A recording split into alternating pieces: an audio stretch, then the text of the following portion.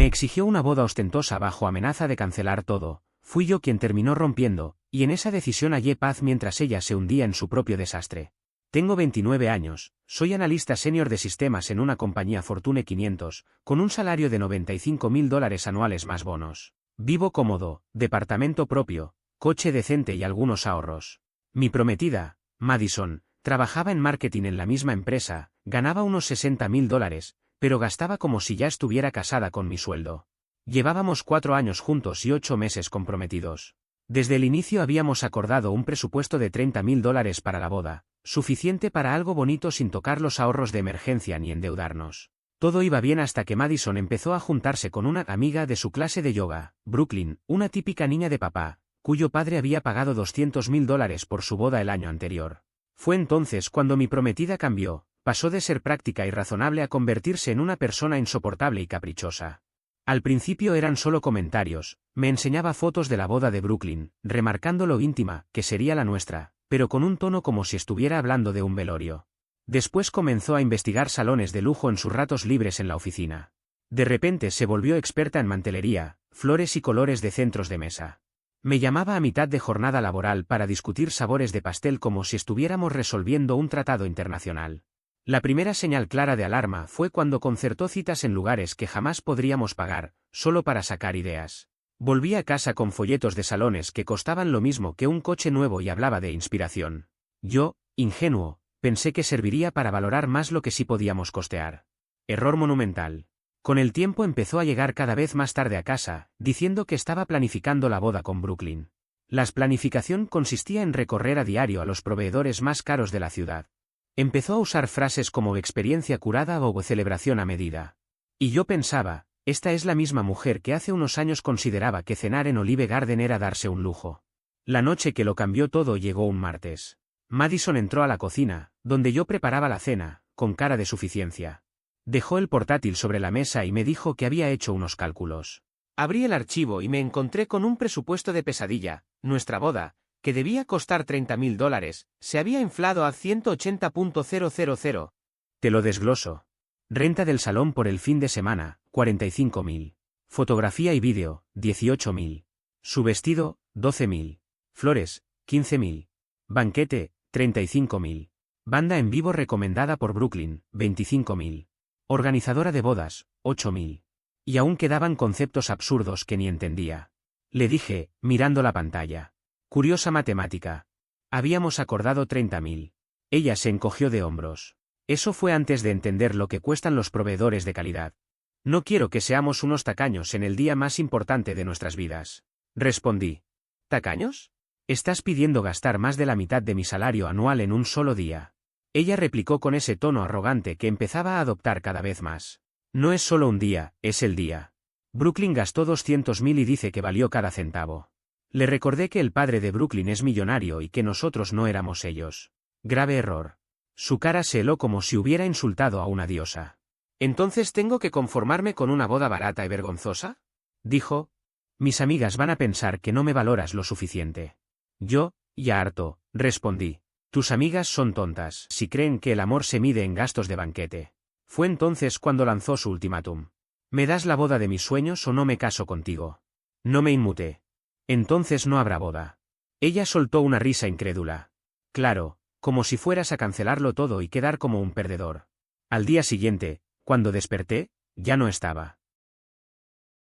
Me dejó una nota diciendo que iba a desayunar con Brooklyn para discutir logística de la boda. Yo lo traduje fácilmente, iban a planear cómo arruinarme económicamente entre tostadas con aguacate. Desde el primer día había notado que Brooklyn era un veneno. Una mujer de 26 años que nunca trabajó, paseándose en un BMW pagado por su padre, hablando del dinero como si creciera en los árboles. Siempre que venía a nuestro departamento tocaba todo, como evaluando su precio. Incluso se ponía a examinar el anillo de compromiso de Madison bajo la luz, soltando comentarios condescendientes como, ¡qué tierno! Esa misma tarde Madison apareció con Brooklyn y con un tipo llamado Staten, ambos cargados con bolsas de boutiques carísimas. Brooklyn me dedicó una sonrisa falsa y empezó con un discurso que parecía preparado de antemano.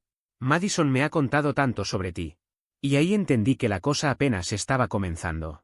Era increíble la manera en que algunas personas podían hablar con tanta confianza sobre decisiones que no les correspondían.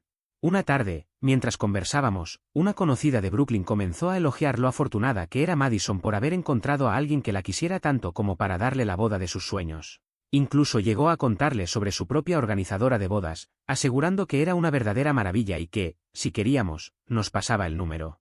Yo solo pensaba, ni siquiera me conoces, y ya estás buscando cómo gastar mi dinero. Con calma respondí que nuestra intención era hacer algo sencillo. La sonrisa de Brooklyn se borró apenas un instante antes de contestar que lo simple podía estar bien, aunque enseguida añadió que Madison le había comentado sobre ciertos lugares exclusivos que estábamos considerando. Mencionó el club de campo, describiéndolo como espectacular y digno de derrochar dinero. Repetí que no íbamos a derrochar nada, que teníamos un presupuesto definido. Fue entonces cuando Madison intervino, dijo que Brooklyn conocía a la coordinadora de eventos del club y que quizá podía conseguirnos un descuento. Claro, un descuento en un lugar donde solo el alquiler rondaba los $45.000, era como presumir que daban rebaja en un Lamborghini. Con el paso de las semanas, Brooklyn comenzó a aparecer en nuestro apartamento sin previo aviso. Convertía nuestra sala en su oficina personal, desplegando revistas de bodas por todas partes y transformando la mesa de centro en un altar dedicado al consumismo matrimonial. Lo que más me molestaba era cómo hablaba con Madison como si yo no existiera. Se sentaban juntas en el sofá revisando ideas en sus teléfonos, y ella lanzaba frases cargadas de insinuaciones: si él de verdad te quisiera, te daría todo lo que sueñas, no deberías conformarte con menos en tu día especial. Siempre en voz lo bastante alta para que yo lo escuchara. La gota que colmó el vaso llegó unas 3 semanas después. Regresé del trabajo y encontré a Madison y Brooklyn en la cocina, entre copas vacías, contratos de proveedores y montones de revistas. Se reían como adolescentes. Apenas entré, me anunciaron con una euforia sospechosa que había surgido una oportunidad única. La organizadora de bodas de Brooklyn tenía un hueco libre en la fecha de nuestra boda, porque alguien había cancelado un paquete de $200.000. Según ellas, era una ganga porque con la tarifa de cancelación quedaba en solo $180.000. Mi presión se disparó. Respondí de inmediato que no pensaba gastar $180.000 en una boda. Brooklyn, como si compartiera un secreto valioso, insistía en que era una oferta imperdible, que incluso ella habría matado por una rebaja así cuando se casó. Le aclaré que no era ningún trato, porque nosotros jamás pagaríamos semejante cantidad. El ambiente se congeló. Brooklyn fingió sorpresa y decepción, como si hubiera presenciado un crimen. Dijo que lo mejor era que se marchara para dejarnos resolver el asunto. Antes de salir, lanzó su frase final, mirando a Madison con dramatismo: tú mereces estar con alguien que valore lo suficiente como para darte la boda de tus sueños. No aceptes menos de lo que vales. Y se fue, dejándonos en medio de papeles y copas vacías. El silencio se prolongó hasta que Madison, con tono de víctima, me dijo: ella tiene razón. ¿Yo merezco algo mejor que esto? Le respondí con firmeza: ¿mejor que qué? ¿Una celebración realista que podamos costear, o me estás pidiendo que pruebe mi amor arruinándome? Después de la actuación de Brooklyn, Madison inició una estrategia de manipulación. Primero fue el tratamiento del silencio, 3 días enteros haciéndome sentir invisible, suspirando cada vez que veía su teléfono o abría su portátil. Dejó revistas abiertas en las páginas de paquetes de fotografía de $15.000 y arreglos florales de $8.000, siempre colocadas donde yo no pudiera ignorarlas. Hasta comenzó a poner vídeos de bodas en YouTube a todo volumen mientras yo trabajaba desde casa. Yo seguí con mi vida como si nada. Preparaba mi café, veía mis series, hacía mis cosas sin darle importancia. Si ella quería ignorar, yo podía hacerlo mejor. Al no conseguir nada, cambió de táctica: los viajes de culpa.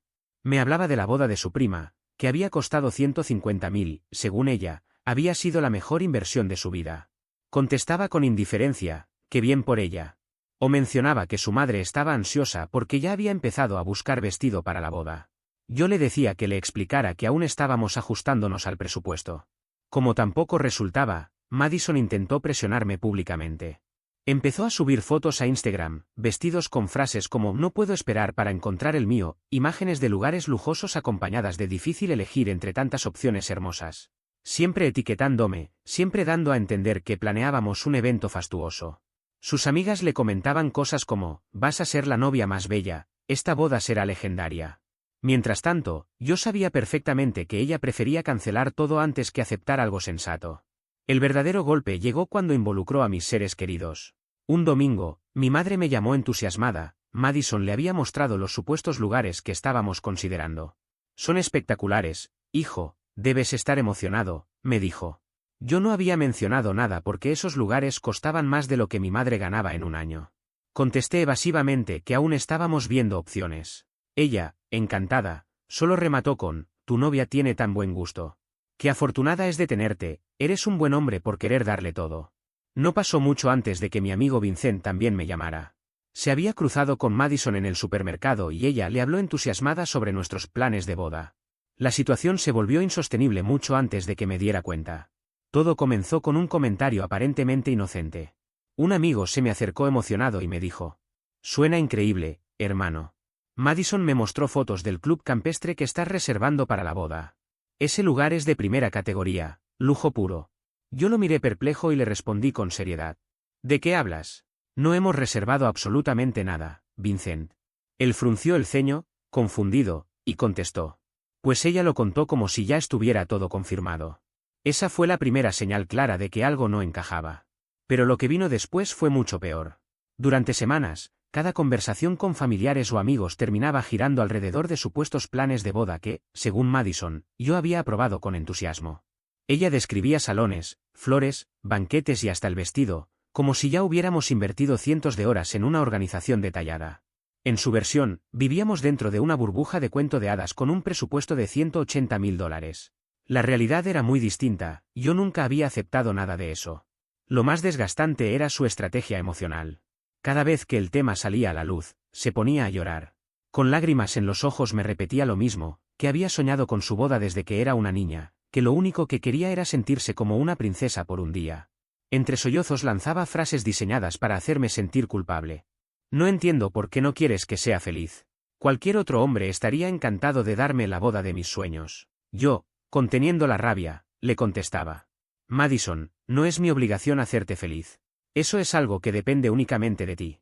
Cuando pensaba que las cosas no podían ir más lejos, volvió a darme el ultimátum. Entre lágrimas, con una pausa dramática perfectamente calculada, me lanzó la frase que pretendía ser definitiva: no puedo casarme con alguien que no cree que valgo la inversión. Si no entiendes que nuestro día merece ese dinero, entonces no me amas como pensé. Voy a reservar el lugar y los proveedores. Si me amas de verdad, encontrarás la manera de pagarlo. Si no, entonces sabremos dónde estamos parados. Yo mantuve la calma y respondí: adelante, resérvalos. Pero que quede claro, los pagarás con tu dinero, no con el mío. Ese fue el momento en que confirmé que Madison había perdido contacto con la realidad. Ya no pedía un simple esfuerzo, ni siquiera un sacrificio. Vivía en una fantasía peligrosa donde yo debía producir una cantidad obscena de dinero solo para satisfacer su capricho. La prueba más clara llegó al día siguiente. Era sábado, y lo inusual fue verla levantada temprano. Normalmente no se despertaba antes del mediodía y podía pasar horas frente al espejo antes de salir por un simple café. Esa mañana, sin embargo, antes de las 8 ya estaba en la cocina rodeada de papeles y con la computadora abierta. Había impresiones por todas partes, resaltadores, notas adhesivas pegadas y un cuaderno lleno de cálculos complicados, como si estuviera intentando descifrar un secreto nuclear. Buenos días, amor, me dijo con un tono demasiado entusiasta. Tengo actualizaciones que te van a encantar. La mesa estaba cubierta de contratos de proveedores. Ella los mostraba como si fueran trofeos. Según explicó, Brooklyn la había ayudado a organizar prioridades. Me contó, como si estuviera revelando un gran logro, que había conseguido flores por 12.000 en lugar de 15.000 y un fotógrafo que cobraba 15.000 en vez de 18.000. Lo relataba con la satisfacción de alguien que cree haber salvado al mundo. Después sacó una hoja de cálculo. Ahí estaba la joya de su plan: $180.000 divididos en pagos mensuales durante 2 años. Solo 7.500 al mes. Me lo mostró sonriendo, convencida de que era una idea brillante. Es totalmente posible si los dos recortamos algunos gastos, aseguró. Yo me quedé helado. Ella pretendía que destináramos cada mes más dinero del que ella misma ganaba en bruto. Cuando le pregunté de dónde pensaba que saldría esa cifra, me sugirió que buscara trabajos extra, que ella podría encontrar algo de medio tiempo, o peor aún, que retiráramos fondos de mi jubilación. Esto es una locura, Madison. Acordamos 30.000, y ya era un esfuerzo, le dije con firmeza. De inmediato cambió de expresión. El falso entusiasmo desapareció y me lanzó una mirada gélida. No, tú decidiste 30.000. Yo nunca estuve de acuerdo. Esperaba que dieras un paso adelante y te comportaras como un verdadero hombre. Y remató con la comparación venenosa. ¿Sabes lo que hizo el esposo de Brooklyn cuando ella encontró su lugar soñado? No se quejó del precio. Le dijo: lo que te haga feliz, cariño, y lo pagó. Lo que convenientemente omitió es que el esposo de Brooklyn es heredero de un negocio petrolero. Madison insistía en que yo también ganaba bien y que, si quisiera, podría producir mucho más. Según ella, yo estaba siendo flojo y conformista. No pienso matarme trabajando para pagar servilletas bañadas en oro ni un banquete de 7 tiempos que la gente olvidará en 6 meses, repliqué. Entonces explotó. Se levantó tan rápido que la silla se cayó al suelo y empezó a gritar que era un egoísta, que estaba tratando el día más importante de nuestras vidas como si fuera una fiesta cualquiera.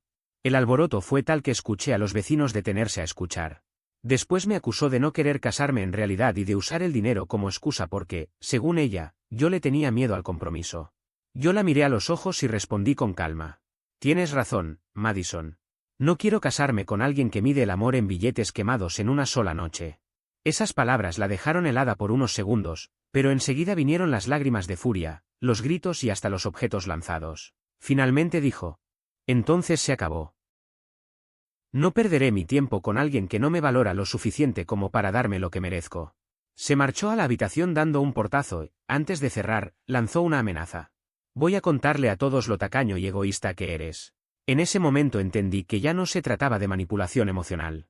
Ahora quería destruir mi reputación. Fue su peor error. Madison se fue ese fin de semana a casa de Brooklyn, probablemente planeando la siguiente jugada para arruinar mis finanzas y mi cordura. Lo que sí dejó fue todo, contratos, carpetas, papeles con planes. Creyó que en su ausencia yo me arrepentiría y aceptaría su delirio. Pero yo tenía otros planes. Aproveché el tiempo para llamar a mi mejor amigo, Anthony. Él había sido mi consejero desde la universidad y ahora era abogado especializado en litigios corporativos. Tenía algo más, era implacable cuando alguien dañaba a las personas que quería. Le conté todo y su respuesta fue clara. Hermano, esto ya no es una boda. Es un intento de control y manipulación. Ella quiere obligarte a arruinarte para complacerla. Sí, ya lo veo, respondí. ¿Qué vas a hacer? Voy a darle exactamente lo que pidió. Anthony soltó una carcajada. Conozco ese tono. Estás listo para ir a lo grande, ¿verdad? Ella quiere jugar duro. Pues que empiece el juego. Perfecto. Ya era hora de que sacaras carácter. ¿Qué necesitas de mí? Consejo legal y ayuda para no dejar cabos sueltos cuando decida acabar con todo esto. Cuenta conmigo, dijo con firmeza. Esto va a ser interesante. Pasé todo el domingo dedicándome a recopilar pruebas. Guardé cada mensaje de texto donde Madison ignoraba nuestro presupuesto, cada correo en el que admitía haber gastado sin consultarme, incluso cada publicación de Instagram en la que hacía parecer que yo estaba de acuerdo con gastos que jamás había aprobado. Con la ayuda de Anthony, logré armar una línea de tiempo tan detallada que cualquier fiscal la habría celebrado. Pero esto no era solo un problema de discusiones por una boda mal organizada, lo que enfrentaba era un verdadero caso de fraude. Madison había estado usando nuestra tarjeta de crédito compartida para depósitos y pagos de proveedores, siempre bajo el pretexto de que se trataba de asuntos de la boda. Cuando veía cargos extraños y le preguntaba, me limitaba a confiar en su palabra y dejaba de insistir. El resultado fue devastador, más de $15,000 en cargos no autorizados en apenas 3 meses. Había pagos a boutiques de vestidos que cobraban hasta por las consultas, depósitos para proveedores que nunca conocí, y para rematar, una cuota de reserva en un lugar recomendado por Brooklyn, todo hecho sin mi conocimiento. Y lo más grave es que yo tenía mensajes donde le reiteraba, una y otra vez, que nuestro presupuesto máximo era de $30,000. Decidí actuar. El primer paso fue llamar al club de campo donde, supuestamente, teníamos reservado el evento. Me atendió una coordinadora de eventos llamada Denise, que nos recordaba de la visita que habíamos hecho. Hola, Denise. Necesito cancelar la boda de inmediato. Oh, lo lamento. ¿Se pospone o cambian la fecha? Preguntó sorprendida. No, se cancela definitivamente. El compromiso terminó y esa reserva jamás fue autorizada por mí. Para mi sorpresa, logré recuperar el depósito completo, $5,000 que Madison había entregado sin decirme nada. Con esa primera victoria en mano, seguí con la lista. Cancelé al fotógrafo que cobraba por hora más de lo que gano en un día, a la florista que trataba las rosas como si fueran platino y al catering que pretendía cobrarnos un banquete de 7 tiempos digno de un concurso televisivo. Cada cancelación me daba una sensación de alivio enorme. Lo peor llegó al revisar más a fondo los estados de cuenta. No solo estaba gastando en la boda, llevaba meses financiando su estilo de vida con nuestra tarjeta conjunta. Había cenas costosas con Brooklyn que presentaba como reuniones de trabajo, compras de ropa que justificaba como atuendos para la planeación de la boda y visitas a spas para reducir el estrés. En total, casi $8.000 solo en caprichos personales en 3 meses. Y mientras tanto, me acusaba de ser tacaño y de no apoyar sus sueños. Cuando le mostré todo esto a Anthony, no podía dejar de reír. Hermano, esto no es solo una boda cara, esto es un robo. Llévala a juicio si quieres. Tenía razón, podía denunciarla por uso no autorizado de la tarjeta y también demandarla para recuperar el dinero. La tercera opción, la que más me atraía, era arruinar su pequeño imperio de mentiras. El lunes en la noche, cuando Madison regresó a casa, ya sabía que algo pasaba. Su teléfono no paraba de sonar con proveedores confirmando cancelaciones. Apenas cruzó la puerta, comenzó a gritar. ¿Qué demonios hiciste? Exactamente lo que pediste, le respondí con calma.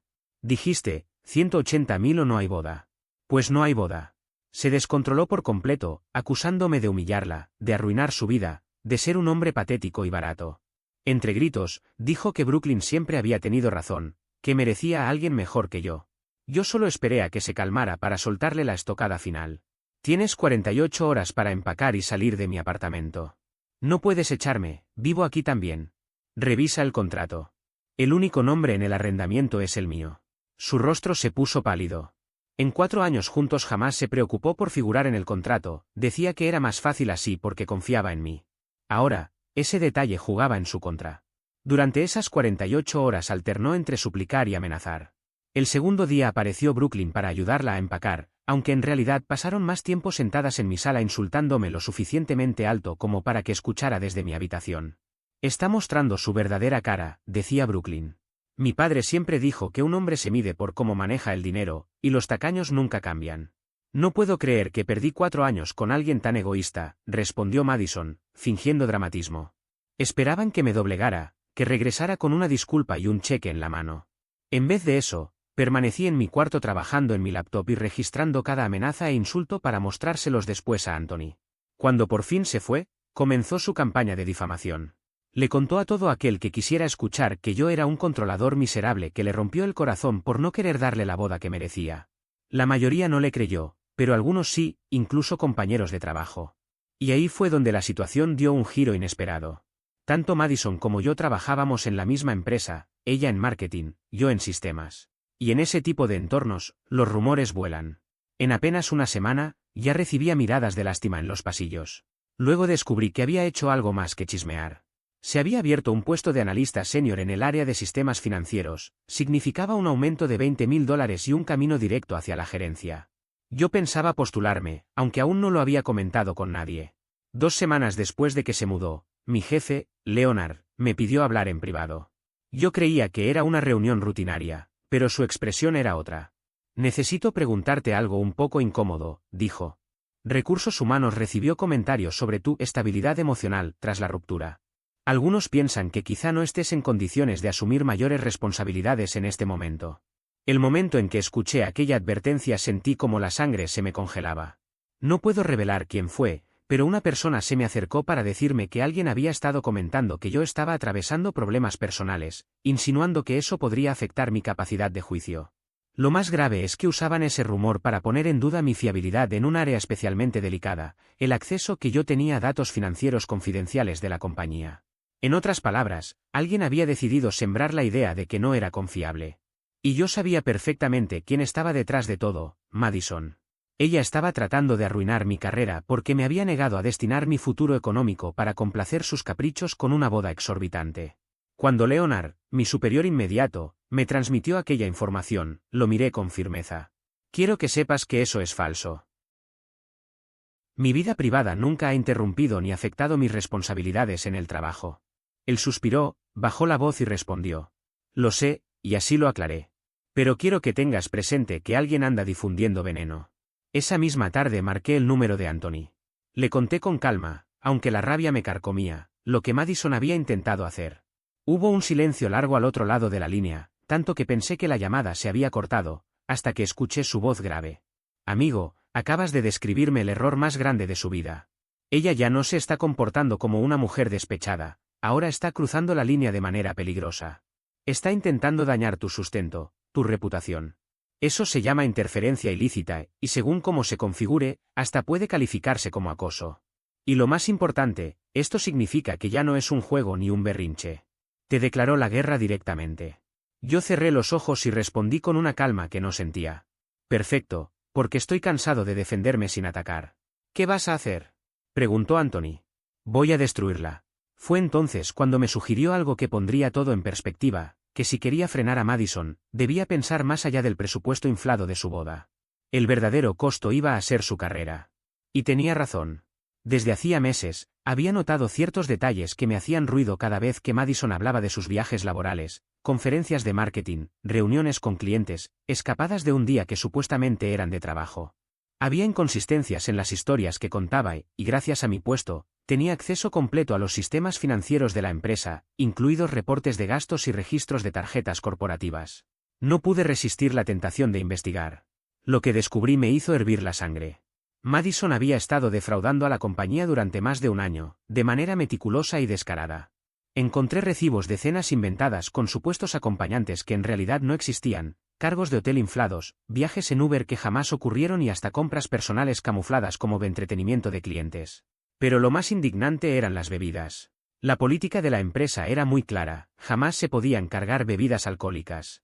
Ella, sin embargo, las disfrazaba como actividades de integración o cenas de negocios. Aparecían botellas de $300 justificadas como eventos de networking que en realidad eran noches de copas con Brooklyn, su inseparable cómplice, pagadas con dinero de la compañía. Sumando todo, la cifra ascendía a unos $12.000 en apenas 18 meses. Le mostré las pruebas a Anthony, quien al verlas no pudo evitar silbar. Esto no es un simple error de contabilidad. Son delitos, y varios. Si deciden llevarla a juicio, lo más probable es que termine en la cárcel. Te aseguro que lo harán, respondí. Y yo ya tengo claro cuál es mi siguiente paso. No fui a recursos humanos directamente. En lugar de eso, acudí a Carmine, el director de marketing, un hombre respetado, con 15 años de trayectoria en la compañía y una reputación intachable. Carmine, necesito mostrarte algo sobre Madison Ale.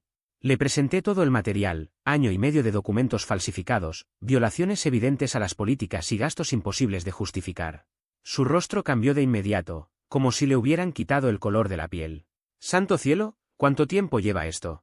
18 meses comprobados, probablemente más. ¿Y por qué vienes conmigo y no directamente con recursos humanos? Porque desde nuestra ruptura ella anda diciendo que yo estoy emocionalmente inestable. Quiero que veas la evidencia con tus propios ojos antes de que intente tergiversar esto como un acto de venganza de un ex. 2 horas después, Madison fue citada a una reunión con recursos humanos, Carmine y el equipo legal. Esa misma tarde fue despedida y sacada del edificio escoltada por seguridad. Pero yo aún no había terminado. En los meses siguientes todo se volvió un torbellino. Primero llegó la investigación penal, la empresa presentó cargos por fraude, y el caso era tan sólido que un fiscal amigo de Anthony lo describió como uno de los expedientes más limpios de cuello blanco que había visto. Madison prácticamente había dejado un registro detallado de sus crímenes a través de los reportes y estados de cuenta. Luego llegaron los efectos civiles. Disputé uno por uno los cargos no autorizados que había realizado en nuestra tarjeta conjunta, un total de $15.000. La entidad financiera me dio la razón en todos los casos y revirtió cada operación tras recibir mis pruebas. Ver cómo desaparecían esas deudas de mi cuenta fue casi como quitarme un peso de encima. En cuestión de semanas, Madison se encontró enfrentando deudas con varios proveedores de boda que no pudo pagar. Algunos comenzaron a presentar demandas, otros solicitaron embargos. Su mundo financiero se derrumbaba mientras yo recuperaba el control del mío. Y en paralelo, su imagen pública se desplomaba. Aquella fachada perfecta que sostenía en redes sociales desapareció de golpe. Pasó de presumir un estilo de vida glamuroso y de etiquetarme en supuestos planes de boda a publicar frases vagas sobre nuevos comienzos y de aprender quiénes son los verdaderos amigos. Brooklyn, su eterna aliada, se esfumó en cuanto dejaron de existir los branches costosos y las compras financiadas con dinero ajeno. Quedó claro que su amistad no era más que un espejismo sostenido por el dinero. 6 meses después de que se marchara de mi vida, obtuve la promoción que ella había intentado sabotearme. Reportar su fraude me pintó ante la empresa como exactamente lo que buscaban, un profesional ético, detallista y confiable. Mi salario subió a $115.000 anuales más bonos, pero lo más importante fue el respeto que gané de mis colegas, quienes vieron cómo manejé todo el asunto de manera profesional, sin dejarme arrastrar por el drama. Mientras tanto, Madison no pudo volver a encontrar empleo en marketing. La noticia de su fraude se había corrido y en ese sector la reputación lo es todo. Nadie quería contratar a alguien con semejante historial. Su caída fue tan rápida como brutal. Nuestra industria es mucho más pequeña de lo que la mayoría imagina, y en un entorno tan reducido, las noticias vuelan con una rapidez impresionante. Lo último que supe por amigos en común fue que Madison había terminado trabajando en un local minorista dentro del centro comercial y que había tenido que volver a vivir con sus padres. Un desenlace bastante irónico si recordaba cómo ella siempre hablaba de que estaba destinada a una vida de lujo. Pasaron alrededor de 8 meses desde que Madison se mudó de mi departamento hasta que volví a salir con alguien. Conocí a Marissa a través de un compañero de trabajo. Ella es maestra, una mujer sencilla, tranquila, con los pies en la tierra. Una tarde, mientras hablábamos sobre relaciones pasadas, le conté lo que había sucedido con Madison y la famosa exigencia del presupuesto de $180.000 para la boda. Marissa se rió tanto que casi se atraganta con su bebida. ¿Quería que gastaras cuánto en flores? Eso es más de lo que yo gano enseñando en jardín de infantes durante todo un año, me dijo entre carcajadas. Aquella reacción me hizo sentir un alivio distinto, como si por fin alguien pusiera en perspectiva lo absurdo que había sido todo. Sin embargo, la verdadera sensación de cierre llegó aproximadamente un año después de que Madison se marchara. Era un sábado por la mañana, estaba en casa preparando café y leyendo cuando mi teléfono vibró con un mensaje de un número desconocido. Decía: «Hola, soy Madison. Cambié de número, ¿podemos hablar?». Al principio estuve a punto de borrar el mensaje sin siquiera responder, pero la curiosidad terminó venciendo. Le contesté de manera escueta y ella insistió: «Sé que probablemente no quieras saber nada de mí, pero necesito hablar contigo en persona. Es importante». Ante esa insistencia, decidí compartir la conversación con Anthony, quien me respondió de inmediato con una advertencia clara: «No te reúnas con ella solo. Si lo vas a hacer, que sea en un lugar público y graba todo». Seguí su consejo. Acordamos encontrarnos en una cafetería del centro, un sitio neutral, con mucha gente alrededor, donde además podría registrar cada palabra de la charla. Cuando llegó el momento, casi no la reconocí. Madison solía pasar 45 minutos arreglándose incluso para ir al supermercado. En cambio, la mujer que entró a ese local parecía haber envejecido 5 años en solo 12 meses.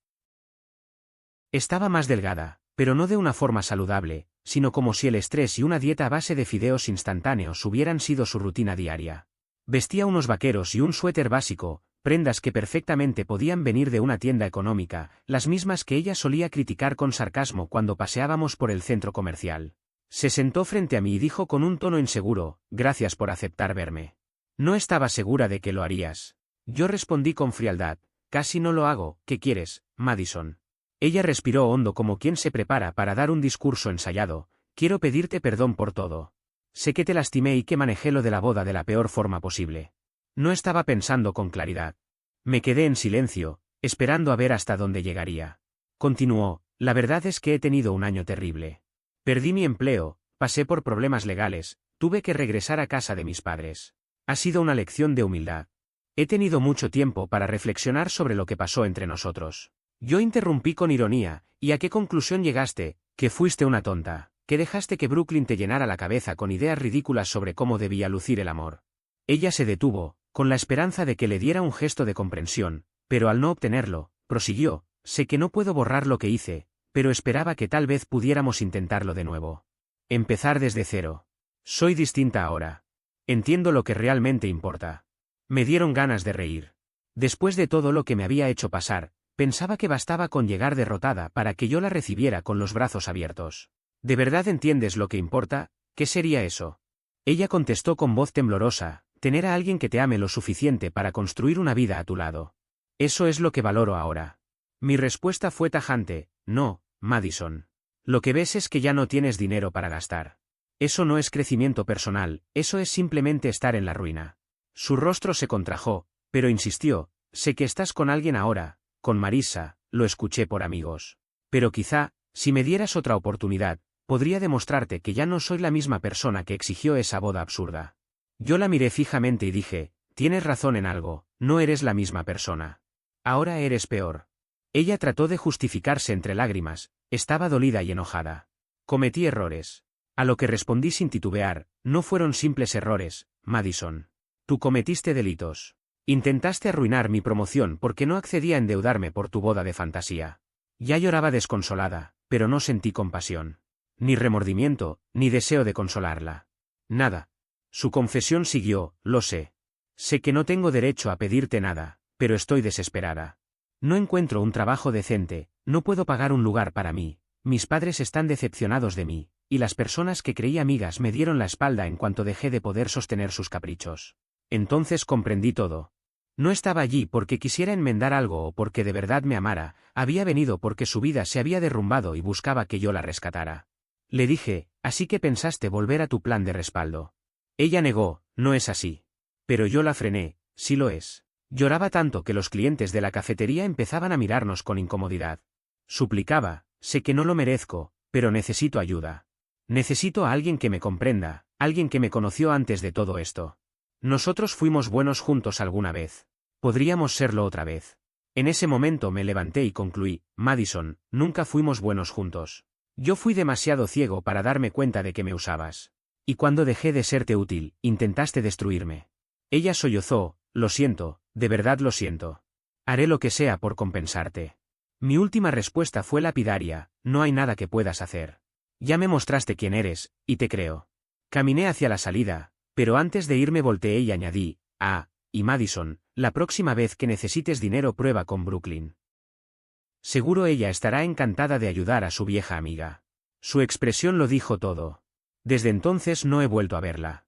Intentó contactarme algunas veces con números distintos, pero la bloqueé en todos. Si persiste, tomaré medidas legales. Supe después, por comentarios de Anthony y otras personas, que sus problemas siguieron acumulándose, demandas laborales, deudas con tarjetas, cuentas médicas que no podía pagar. Al final, su vida se convirtió en un reflejo de todas las decisiones equivocadas que tomó. Yo, en cambio, seguí adelante. Con Marissa he encontrado una calma que jamás tuve con Madison. Aprendí que la verdadera estabilidad no tiene nada que ver con fiestas costosas ni con apariencias, sino con alguien que está dispuesto a caminar contigo sin importar lo difícil que sea el camino. Y aunque ella buscó mi compasión con lágrimas, lo único que consiguió fue confirmarme algo, a veces, la justicia llega sola, y otras veces, basta con apartarse para dejar que la vida haga su trabajo.